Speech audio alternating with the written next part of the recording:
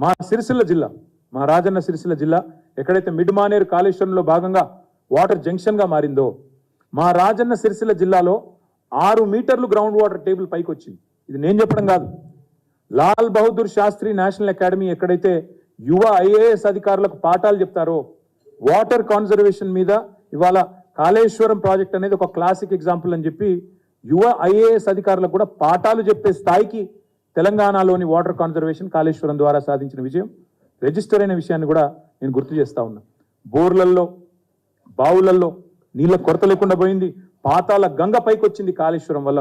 భూగర్భ జలాలు పైకి వచ్చిన మాట వాస్తవం. హైదరాబాద్కి మంచినీళ్ళ కరువు అనేది లేకుండా భరోసానిచ్చిన అమృత వాహిని కాళేశ్వరం. మరి దీని మీద ఇవాళ నోటికి వచ్చినట్టు కొంతమంది మాట్లాడుతూ ఉన్నారు. మొన్న నేను చూశాను, అసెంబ్లీలో కూడా ఒక రిపోర్ట్ పెట్టినారు, కాస్ట్ బెనిఫిట్ అనాలిసిస్ అంటారు. నేను ఒకటే అడుగుతా ఉన్నా, బహుళార్థ ప్రాజెక్ట్, బహుళార్థ సాధక బహుళార్థ ప్రయోజనాలు ఉండే ప్రాజెక్టులు, మల్టీపర్పస్ మల్టిపుల్ బెనిఫిట్స్ ఉండే ప్రాజెక్టులు కట్టినప్పుడు, జాతి ప్రయోజనాల కోసం ప్రాజెక్టులు కట్టినప్పుడు మనకు తెలంగాణలో ఇప్పుడు నేను చెప్పినట్టు ప్రత్యామ్నాయం లేదు. ఇట్లా ఉంటుంది తెలంగాణ భూభాగం. ఇక్కడ ప్రత్యామ్నాయం లేదు. నీకు ఇక్కడ మీకు వేరే ఆప్షనో వేరే ఆల్టర్నేటివ్ ఉంటే cost benefit, benefits to cost, viability అని మాట్లాడితే అర్థం ఉంటుంది. కానీ తెలంగాణలో ఆ ఆప్షనే లేదు, ఆల్టర్నేటివే లేదు. నీళ్లు కావాలి అంటే నీళ్లు ఎత్తిపోయాల్సిందే తప్ప వేరే మార్గం లేదు.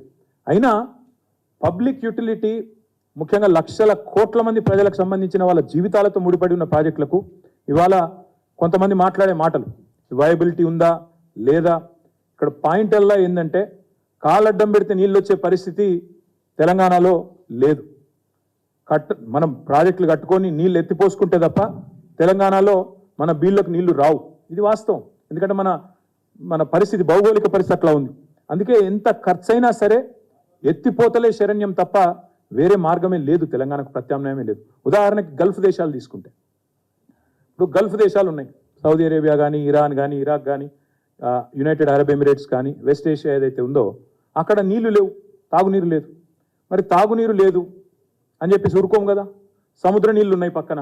సముద్ర నీళ్ళకి డీసాలినేషన్ చేసి, వాటిలో ఉప్పు ఏదైతే ఉంటుందో డీసాలినేషన్ చేసి ఎంత ఖర్చైనా సరే మంచినీళ్ళు తాగాల్సిందే తప్ప వేరే మార్గం అయితే లేదు కదా. ఇది వయబిలిటీ లేదు, కాస్ట్ బెనిఫిట్ రేషియో చూస్తే డీసాలినేషన్ ప్లాంట్ పనికిరాదు అంటే నీళ్ళు ఒక చచ్చిపోతారు. ఇక్కడ కూడా అదే పరిస్థితి. బీళ్లుగా మారిపోయిన తెలంగాణ పొలాలు, దశాబ్దాల పాటు జరిగిన ఉద్యమాలు, తెలంగాణలో రైతుకు జరిగిన అన్యాయం, ఇవన్నిటినీ దృష్టిలో పెట్టుకునే ఎంత ఖర్చైనా సరే ఎత్తిపోతలే శరణ్యమని ఒక కామన్ సెన్స్ ఉండే కాబట్టే, ఇంజనీర్లు చెప్పిండ్రు కాబట్టే మనం ఎత్తిపోతల పథకాలు చేసుకున్నాం. ఇవాళ దశాబ్దాల పాటు కరువు కోరల్లో చిక్కిన తెలంగాణకు ఉపశమనం లభిస్తే దాన్ని దేంతో విలువ కడతారు? ఏ రకంగా దాన్ని స్టడీ చేస్తారు? ఏ రకంగా దాని లాభాన్ని అధ్యయనం చేస్తారు? ఏవో కాకి లెక్కలు వేసుకొని మాట్లాడితే సరిపోదు కదా. ఇవాళ మరి దశాబ్దాల పాటు తెలంగాణకు జరిగిన నష్టాన్ని ఎవరు భర్తీ చేయాలి? మరి దశాబ్దాల పాటు తెలంగాణ రైతు పెట్టిన పైసలు, ఒక్కొక్క రైతు, ఒక మూషంపల్లిలో బోర్ల రామరెడ్డి గారు పెట్టిన 54 బోర్లకు పెట్టిన ఖర్చు ఎవరి ఖాతాలో వేస్తారు? దాని వయబిలిటీ ఏంది? ఈ లెక్కన తీస్తే కాస్ట్ బెనిఫిట్ అనేది, ఇప్పుడు ఆ మాటకే వస్తే, కాస్ట్ బెనిఫిట్ మాటకే వస్తే, మరి అయితే దేశంలో హాస్పిటల్ కట్టకూడదు, ప్రభుత్వ ఆసుపత్రులు కట్టకూడదు. ఎందుకంటే కాస్ట్ బెనిఫిట్ అనాలిసిస్ చేస్తే అందులో మీకు కనబడదు, వయబిలిటీ కనబడదు. ఐఐటీలు పెట్టకూడదు, ఐఐఎంలు పెట్టకూడదు, ఆర్ఈసీలు పెట్టకూడదు. ఎందుకంటే వయబిలిటీ రాదు. ప్రైవేట్ కాలేజీలతో for profit. Government is not a for profit institution. Government by definition has social obligations. Government by definition has to ensure that the most vulnerable sections in the society are taken care of.